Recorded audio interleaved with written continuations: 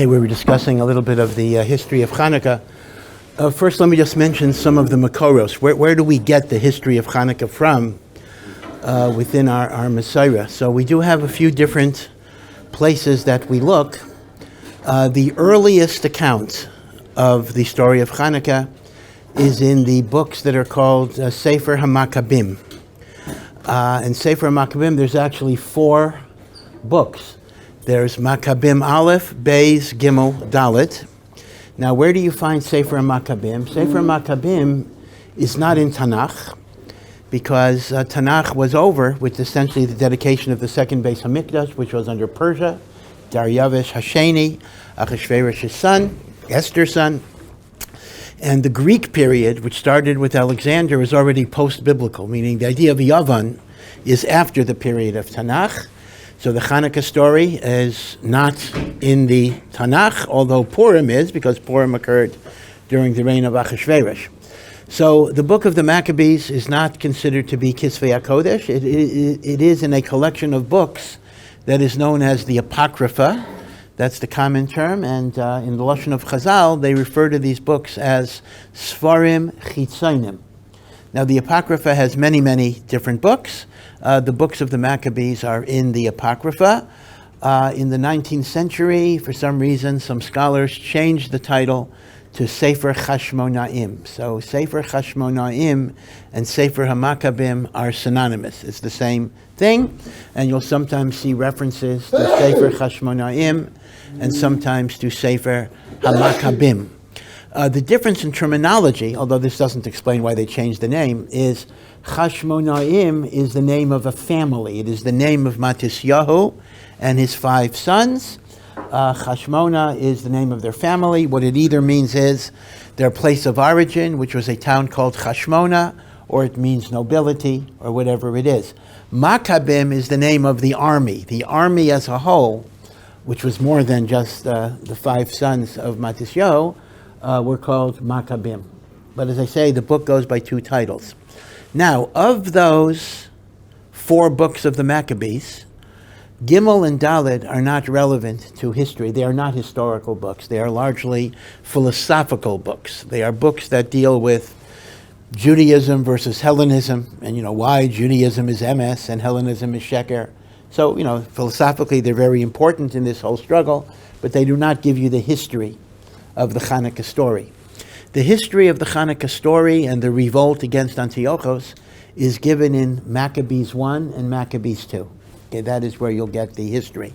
Now, these are 2 points about these books. These are very early books. These were books that were written, we don't know who wrote them, but they were written pretty soon after all the events.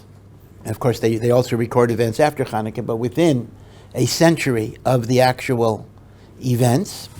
But number 2, interestingly enough, in all probability, they were written in Greek, meaning all of the Hebrew translations that we have are translations from an original Greek.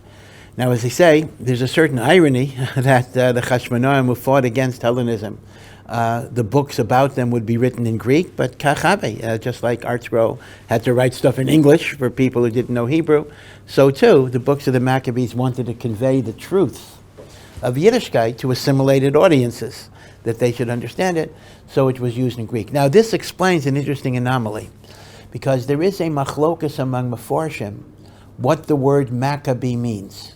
What is Maccabee? What is Maccabee, right? This is before the Kupat Cholim that was called Maccabee. So, one interpretation is that Maccabee is an abbreviation for Mi Kamocha Ba'elim Hashem.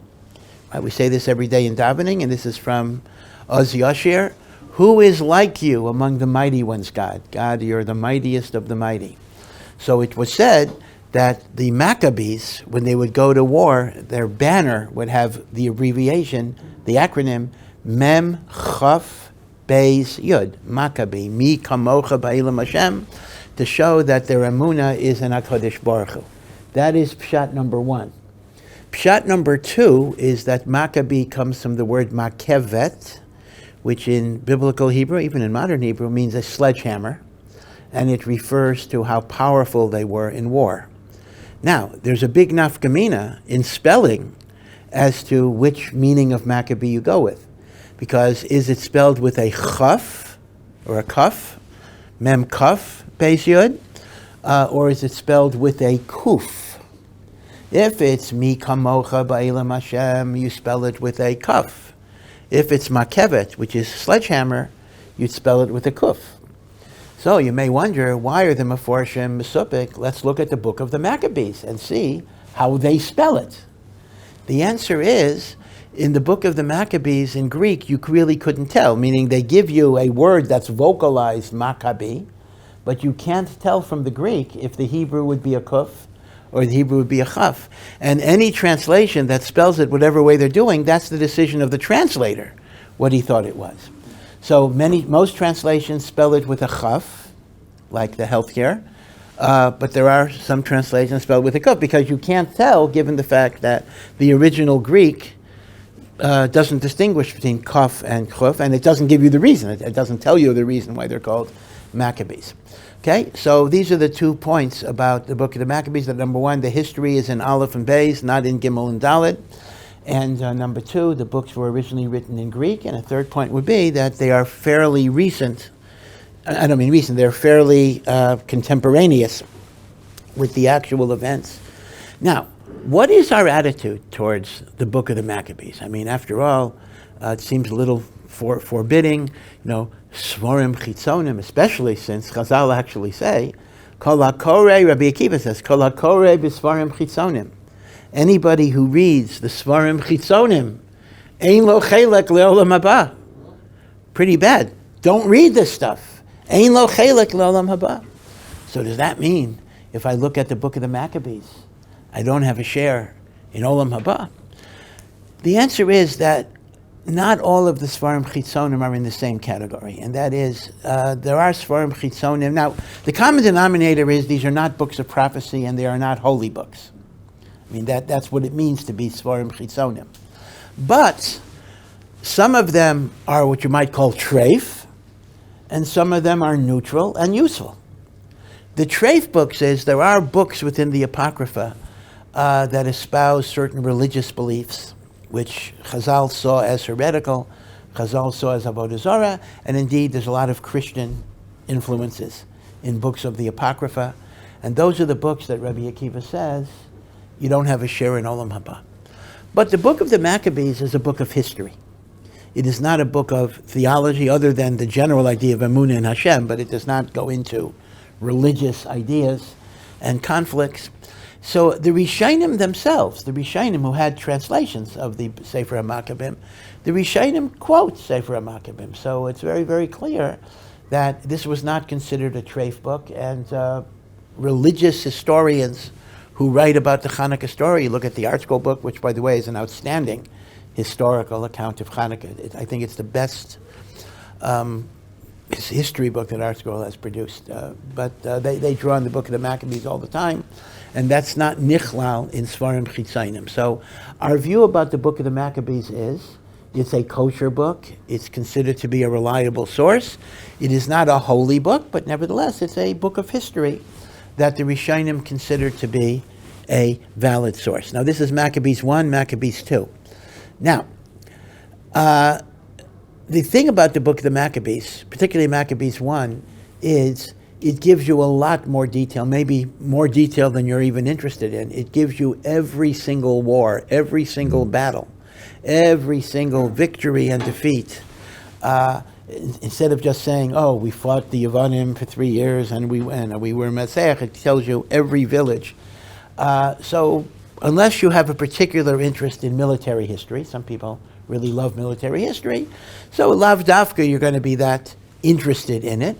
But it was my understanding that in the 60s and 70s, during the Vietnam War, West Point gave classes in the book of the Maccabees, because it was actually very, very relevant to the Vietnam War. Because what was the story in Vietnam? I don't know if this is before your time. By the way, Vietnam was the high water of yeshiva enrollment in the United States, because in those days the United States had a draft, and one of the ways you were exempt from the draft is by being in a theological seminary. So Baruch Hashem, the draft was a big impetus towards Harbatzas Torah. in the United States. But I remember I had a draft card and with whatever the exemption was, 4F, I don't remember what it was, but there was an exemption you had to have and the like. But again, I will say I did not go to yeshiva to escape the draft. I was in yeshiva anyway, but okay, but Baruch Hashem, this was a benefit. But Vietnam involved really, the United States never admitted that they were defeated in Vietnam. They just decided to stop fighting. It's very, very clear that the United States was defeated in Vietnam by a bunch of rice farmers, rice paddy farmers who had these big conical hats. And it's really kind of a pella. How is it shaykh that the most powerful army in the world would get defeated by the guerrilla warfare of these rice farmers? And in short, this is the lesson of guerrilla warfare from a military historical perspective, and that is a small group of very unskilled people who have a strong ideological commitment can defeat even a most powerful enemy.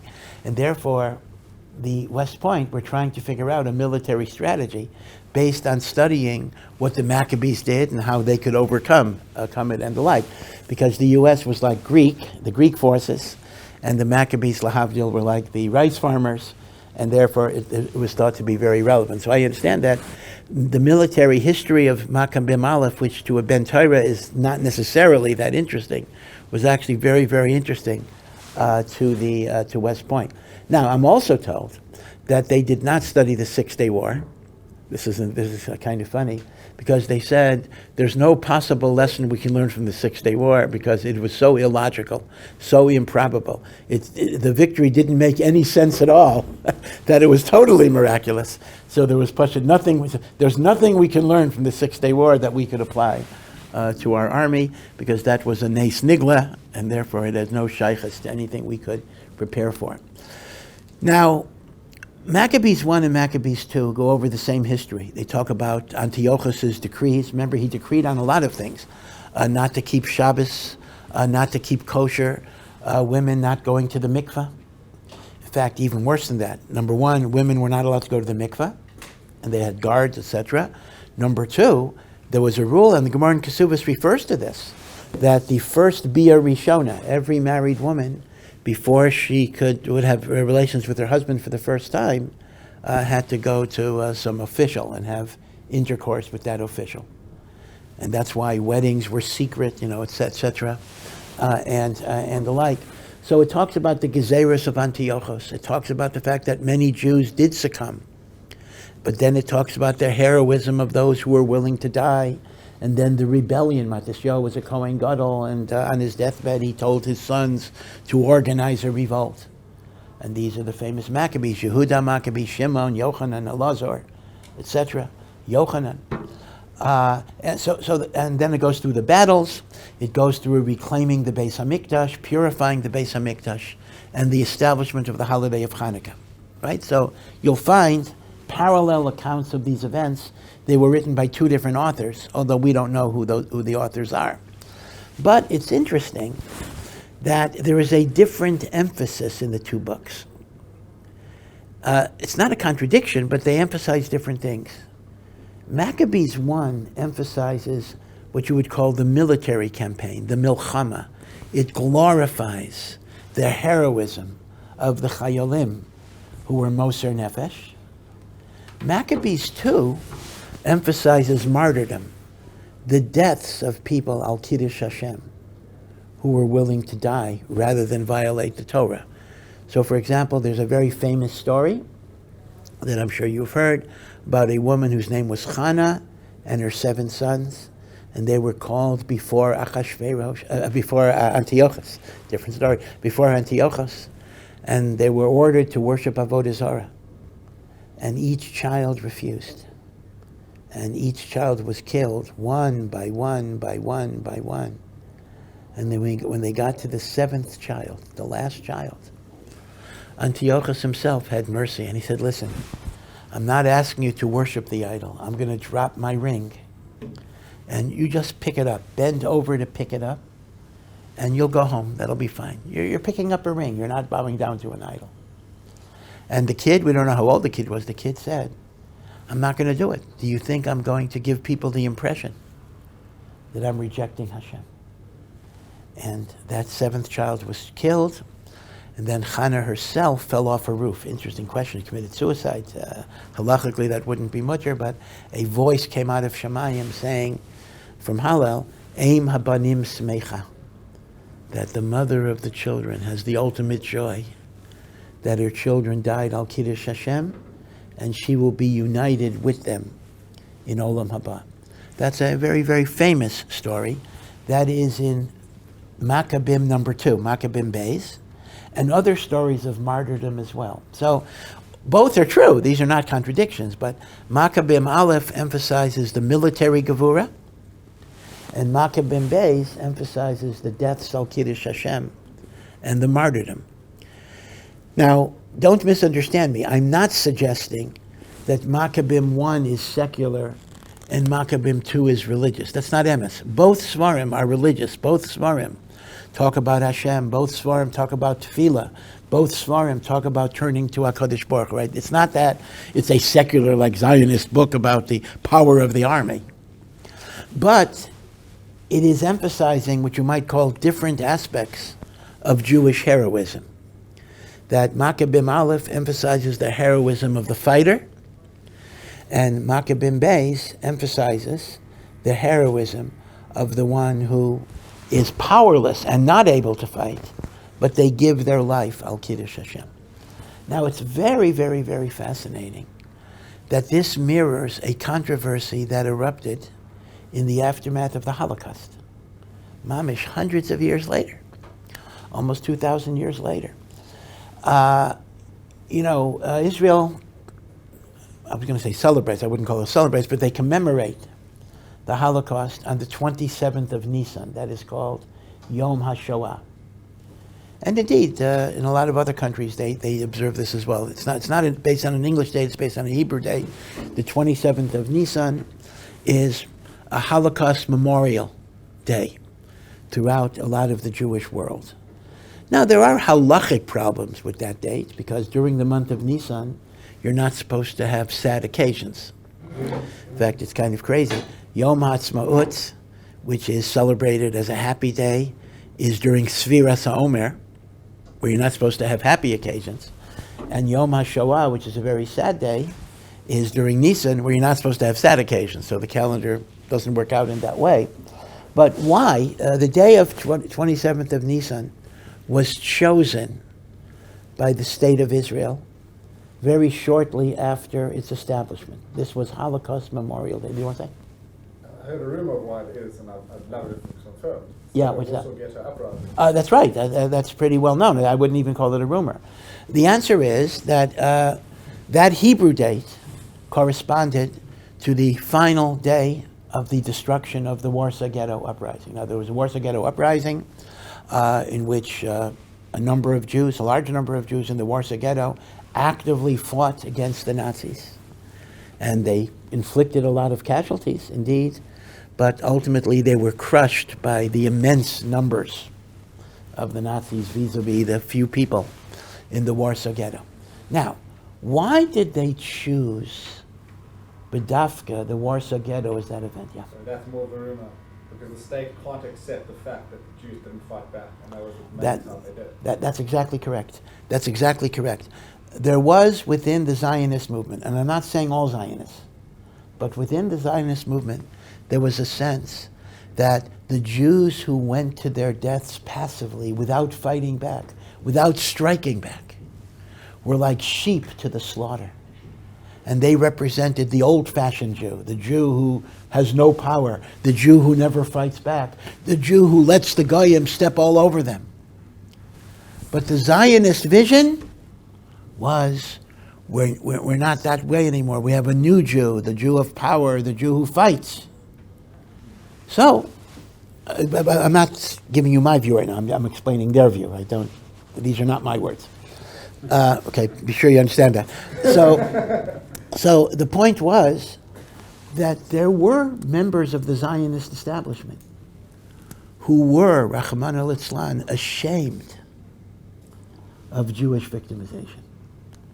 They thought it was the opposite of everything that the new state of Israel represented. So they were looking for a memorial, and there weren't that many, of an event in which Jews actually rose with arms against Nazi persecution. That was the Warsaw Ghetto. Now, everything in Israel is a machlokas. You'd figure choosing Holocaust Memorial Day, should be a relatively uncontroversial statement, but this was enormously controversial because in the late 40s, early 50s, there were many, many Holocaust survivors who were still alive. Not that many today. And they actually felt this was profoundly demeaning, profoundly humiliating. It didn't recognize the Kiddush Hashem of those who went to their deaths accepting Hashem's fate. So, Lanias Daiti, it seems to me that this was actually, you could even say that the writers of Maccabees 1 and Maccabees 2 are kind of in debate with each other, in which Maccabee 1 looks at what was the great thing the Jews did against the Yevonim. They fought. They didn't stand by passively. And the Maccabees 2 is emphasizing the spiritual heroism of giving your life al Kiddush Hashem. So it's interesting that the Holocaust controversy of Yom HaShoah is really repeating a controversy that may have existed in the aftermath of the Maccabean struggle. Now, of course, the truth of the matter is this should not be an either-or situation to begin with. It's not, do I honor this group or do I honor this group? The answer is I honor both groups. There is Kiddush Hashem in fighting Amalek, and there's Kiddush Hashem in being willing to die when you don't have the opportunity to fight against them, because you say, I accept what Hashem decrees upon me, and I will remain faithful to Him no matter what. Yeah. So even the machloket is like inappropriate use of the one form of resistance, right? The resistance by martyrdom and the resistance by fighting, and maybe decide to just think that no, you should be using this one now as opposed to this one now. And in the Maccabean story, they're synthesized well. Yeah. And that it's appropriate for them to have the spiritual martyrdom then, and it's appropriate for them to fight then. Yeah. No, I think that's right. Meaning the basic idea is that when you're able to fight your enemy, you fight your enemy. And when you can't fight your enemy, you fight him in a spiritual way. In fact, one has to recognize that resistance itself can take many, many forms. There is resistance by fighting with guns and weapons and Molotov cocktails, whatever the Jews were able to do. And then there's the spiritual resistance, that no matter what the enemy tries to do to me, I will still daven to Hashem, I will do mitzvos. It's recorded that there were groups of people, Gerach Hasidim, and I'm sure more than that, they were supposed to report to work details, whatever it is. They just kind of just hid themselves in bunkers, and they learned all day, they davened all day, they did mitzvahs all day. They acted as if there was not a Holocaust even going on, even though they couldn't leave their bunkers. They spent the whole day in Avodas Hashem. That's resistance too. That's even a greater resistance. So it's interesting that, as I say, the two books have different, they go over a lot of the same history, but they have different emphases, different points that they bring to our attention, which shows there are different ways of Jewish heroism. There's different ways you resist evil. There's different ways you eradicate Amalek. And all of these different ways have to be considered. Right, so, but as I say, that's the history of Yom HaShoah in Eretz Yisrael, Chutz La'aretz as well.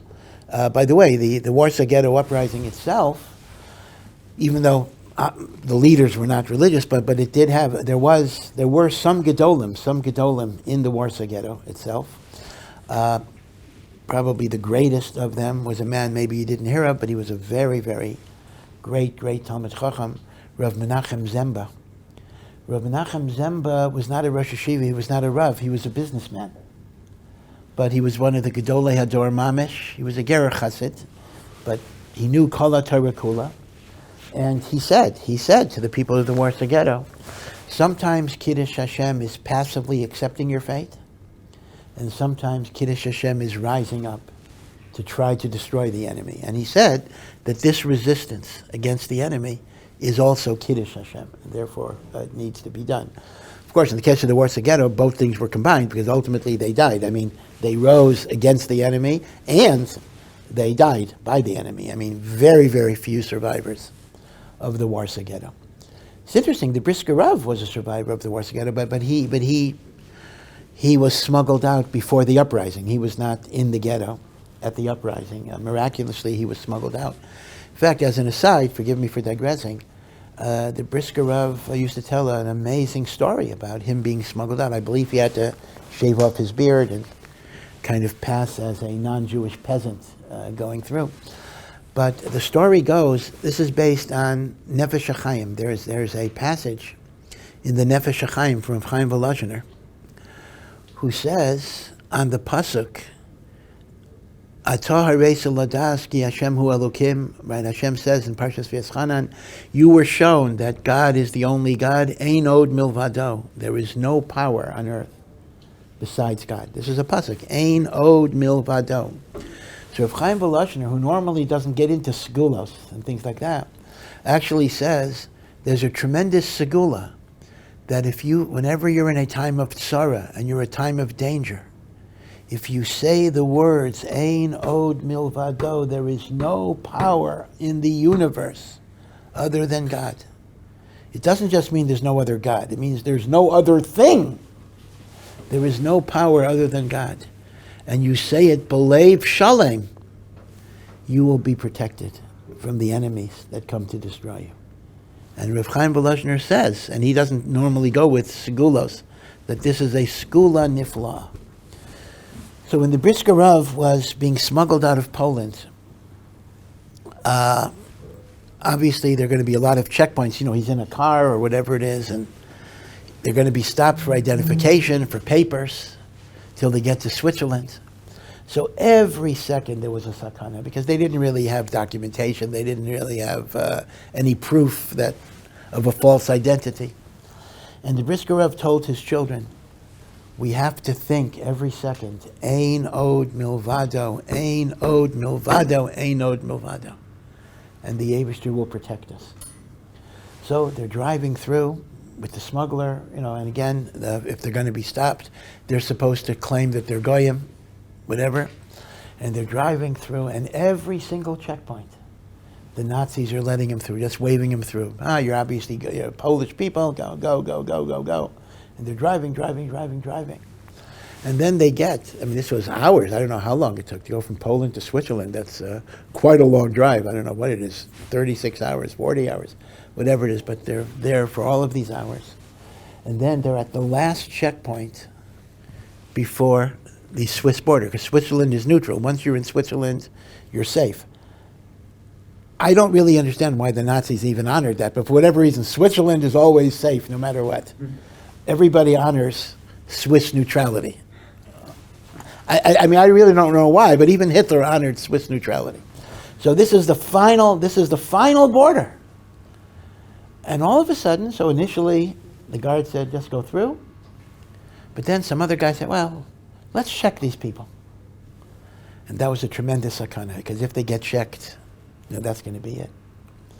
So the Brisker Rav whispered to his son, did you stop thinking of Ein Od Milvado? And the boy said, yeah, I was scared, and I got distracted. So the Brisker Rav says, focus. And they began to focus, and the guard who was going to stop them said, let him go, it's late, we want to go home already, change of the guard, let him go.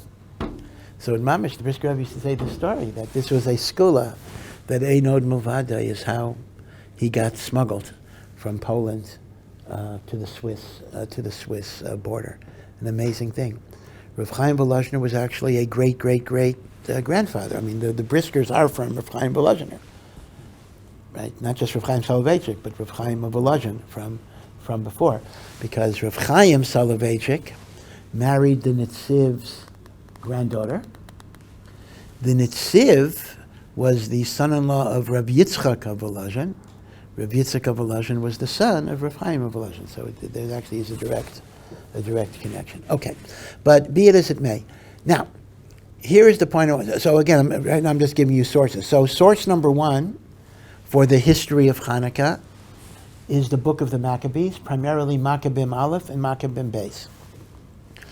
Source number 2 is another work that's called Megillas Antiochus. Now don't confuse this. Sefer Maccabim, Sefer Chashmonaim is the same thing. Megillas Antiochus is a totally different work. Megillas Antiochus, which some Sidurim have, I don't think the Art Scroll has it, but some Sidurim actually have Megillas Antiochus.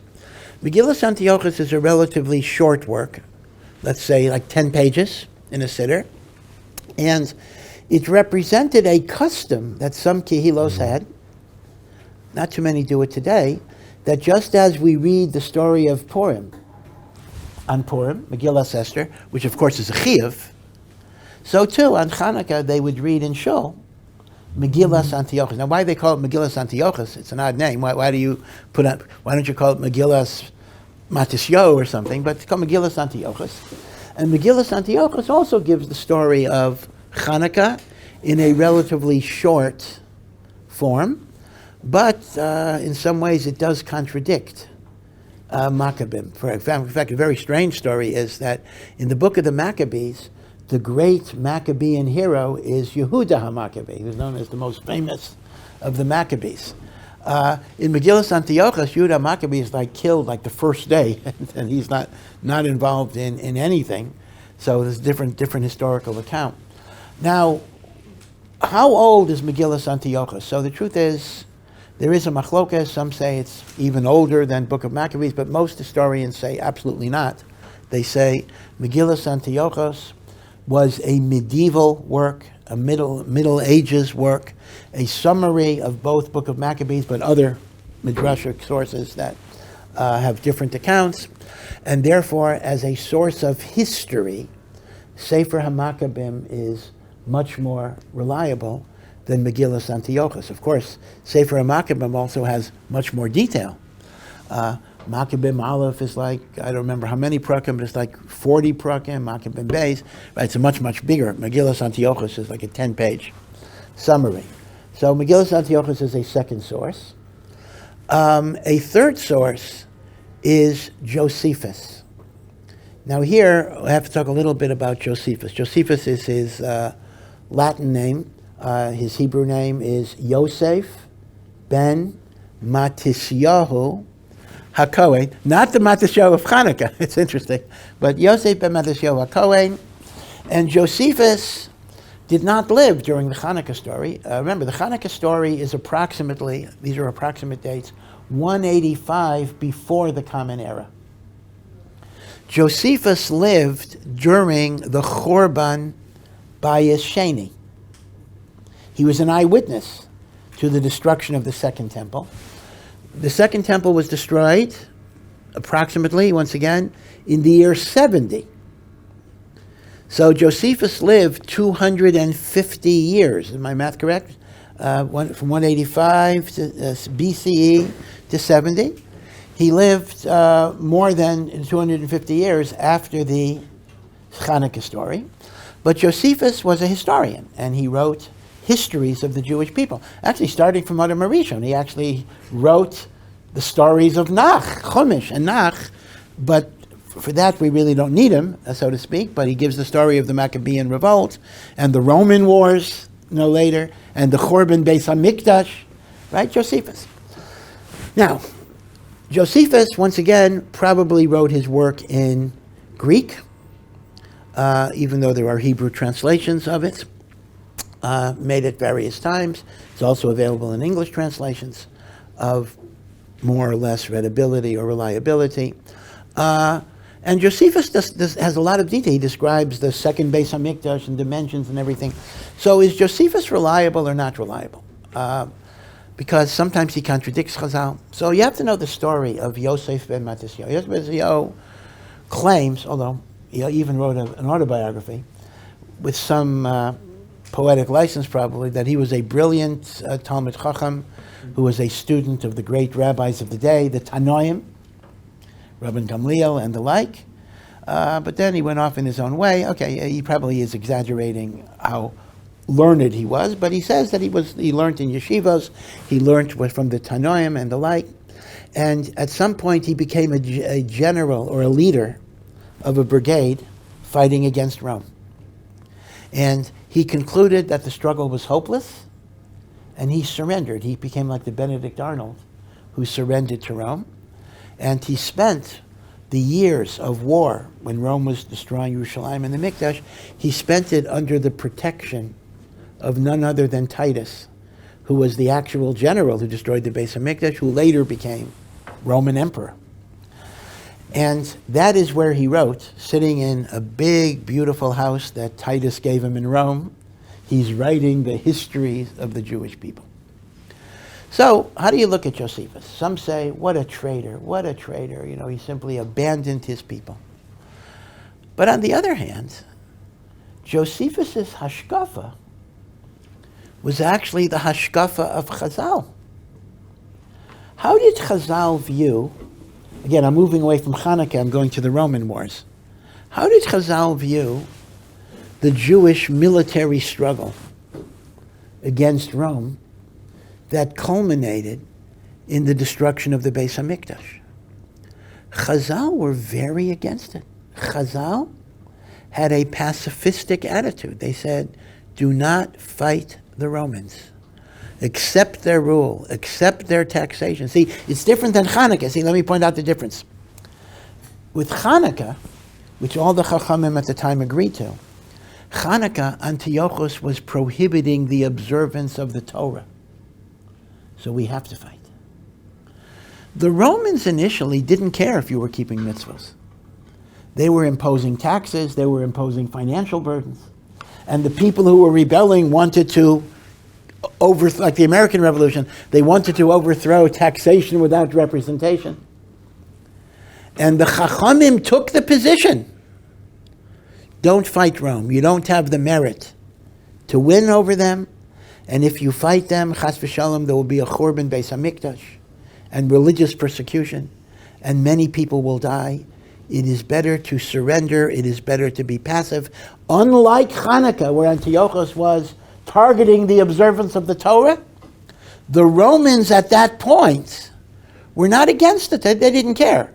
In fact, it's been pointed out that paganism is actually a very tolerant system of belief, because if you believe in 100 gods, all right, let the Jews have 101st God. You know, it doesn't bother us so much. All of the anti-religious Roman stuff was after the Churban Beis HaMikdash. Before the Churban, they were not gozer on religion and the like. So the funny thing is, on one hand, Josephus is Benedict Arnold. Josephus is a traitor. On the other hand, the calculus he made is exactly the attitude that Chazal had. Don't fight the Romans. Surrender. And Josephus claimed, and maybe there's truth in this, that in the histories that he wrote under the Roman persecution, he was trying to make things better for the Jewish people. He was trying to show the greatness of the Jewish people. He was trying to show the nobility of the Jewish people. He said that from enemy lines, I'm helping the Jewish people in various ways. Yeah. I thought that Chazal did support them more. I thought Rabbi Akiva held Bar Kokhba so highly that he could have been eating them in the Yeah, so here you have to differentiate. There are two different wars against Rome. The first war against Rome was between 66 and 70. And that culminated in the Churban Beis HaMikdash. You later have, year 135, an uprising after the Churban, which is Bar Kokhba uprising. Now the war against the Romans that culminated in the Churban, the Chachamim were very much against. This is Rav Yochanan ben Zakkai. If you learn the Gemara in Gittin, he was very much against. In fact, he was snuck out of the city to try to make peace with Vespasian. And Vespasian said, well, these rebellious people are fighting me, I'm going to crush them, and the like. Now, Bar Kokhba was later, and you are correct. Rabbi Akiva did support the Bar Kokhba revolt, and there seems to perhaps be a big machlokas in Chazal, but with respect to the first struggle, Rabbi Akiva was not participating in that struggle per se, and the Chachamim were all against it. If you learn Maseches Gittin, you will see the Chachamim. And by the way, this has a precedent. This parallels what happened before the Churban of the first Beis HaMikdash, where the enemy was Babylonia. What did Yirmiyahu Hanavi say? Over and over again. There are people who said, let's fight the Babylonians and let's defeat them. Yirmiyahu was the one that kept on saying, surrender, surrender, surrender, because you are not on the madrega that Hashem is going to help you against this enemy. And if you surrender, you'll be able to keep the Torah, you'll keep the mitzvahs, you'll have the Beis HaMikdash, even though you'll be enslaved, yeah. But if you rebel, the Beis HaMikdash is going to be destroyed, and many Jews are going to be killed and exiled. So the emes is, this pacifistic stance was Yirmiyahu's position by the Chorban Bayis Rishon, and it was the position of Chazal at the time of the Chorban Bayis Sheni. So when you look at Josephus, this is what's so strange. So many people are outraged at how could Josephus be a traitor and go over to the Romans. In point of fact, he took the same position that Chazal took. Now, does that mean you surrender once you're in the army? That's a separate issue. In fact, what happened was Josephus's group all committed suicide, like Masada. He was the only survivor. He was a bit of an opportunistic person that he managed to somehow be the last guy who was supposed to take his life at the end, and he decided maybe not to do that. So, bottom line is this. Is Josephus considered to be a reliable source of Jewish history? The answer is yes and no. In other words, it's a very wishy-washy answer. By and large, he's reliable, but the times when he contradicts Chazal, then we don't consider him reliable, so you have to take it with a grain of salt. Also, for obvious reasons, he portrays the Roman generals in a positive light. I mean, after all, he kind of has to do that. He's sitting in Titus's house. He says, for example, Titus HaRasha did not want to destroy the Beis HaMikdash. Some soldiers, torched it. He didn't want to destroy it. Now, that's almost certainly false. It's keneged everything Chazal taught, but you have a very good reason why Josephus had to write it that way. He couldn't portray Titus as such a bad guy. He's living in his house after all. Now, there's something else he quotes from Titus, which I think might actually be true. He says that at some point Titus was looking at all the infighting among the Jewish people at the time of the Chorban Bayis Sheni. And Tito said, maybe I don't have to destroy this city at all. If I just wait long enough, the Jews will destroy it themselves. That, I don't know. I wasn't there. I'm not that old. But that, I think, has the very strong ring of truth, because that corresponds to exactly what Chazal said, that the second temple was destroyed because of sinas chinam. And even Titus noticed that sinas chinam, and he said, hey, the Jews will destroy it themselves. Yeah. Where in Gittin can we find what you mentioned earlier? Say, I didn't hear you. Where in Gittin can we find? Yeah, so this is in the fifth perek. This is the Gemara you learn on Tisha B'Av. I think it's like Nun Zayin. Everybody learns. This is the standard Gemara that people learn on Tisha B'Av. It's about the Chorban Bayis Sheni, the story of Kamsa and Bar Kamsa. So if you read the story, you'll see the great opposition that Rav Yochanan ben Zakkai had to this milchama. Now again, I switched dates. I'm going to go back. Obviously, we're not discussing the Chorban, Beis HaMikdash, and the Roman wars. We're discussing the Chanukah struggles. And there too, I want to emphasize that the pacifistic attitude that Yirmiyahu had towards the Babylonians and that Rav Yochanan ben Zakkai had towards the Romans did not exist in the Chanukah story. And the reason is very, very simple. Because the Babylonians were not targeting Torah observance. They just wanted to subjugate the Jewish people. The Romans at that time were not targeting Torah observance. They just were imposing taxation. On that, the Chachamim said, okay, listen, bear it. Swallow it. As opposed to Antiochus, who very, very specifically was making gezeros against the Torah. At that point, the Chachamim say, we have to fight. We can't allow the Torah to be crushed. Yeah. Sorry, Mr. Robert, why was the authority of the Chachamim so weak at both of these times that even though they were united in saying it was a bad idea, people ignored it? You especially think the second time over, they would have learned from the first time. Well, once again, you got to keep in mind that the bitter poison of Hellenism that goes all the way back to the Chanukah story still took very, very deep root in Am Yisrael. So there were many, many Jews who were not faithful to Torah. There were many, many Jews who did not accept the view of the Chachamim. And once again, you have parallels today to that very thing. Okay, so Josephus also gives an account of the Chanukah story, obviously not an eyewitness, and that's a third source that we can take. So we have the book of the Maccabees, we have Megillas Antiochus, which is late, very late, that's medieval, and then we have Josephus, and then the final source, not in time, but the finals I'm mentioning, is Megillas Tanis, which is from the Tanoim. We'll talk about that as well, and obviously, because that is from Chazal itself, we consider that to be of the highest authority, but it's very fragmentary, meaning it's not detailed. Megillas Tanis has the equivalent of a long paragraph about the Chanukah story, and that long paragraph from Megillas Tanis is a brisa that appears in Masechah Shabbos.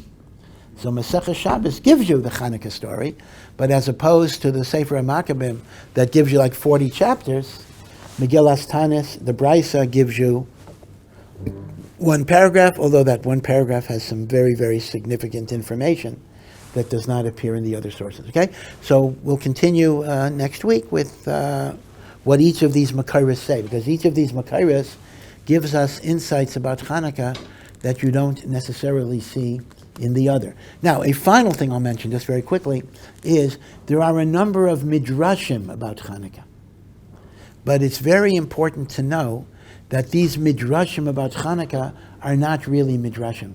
They are later compilations. So they're not the Medrash Rabbah, they're not the Tanchuma, they're not Pirkei de Rabbi Eliezer, they're not the Pesikta.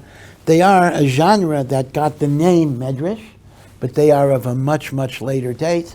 And therefore, although the Rishonim use them, but they're not considered completely authoritative. The word Medrash is a misleading term.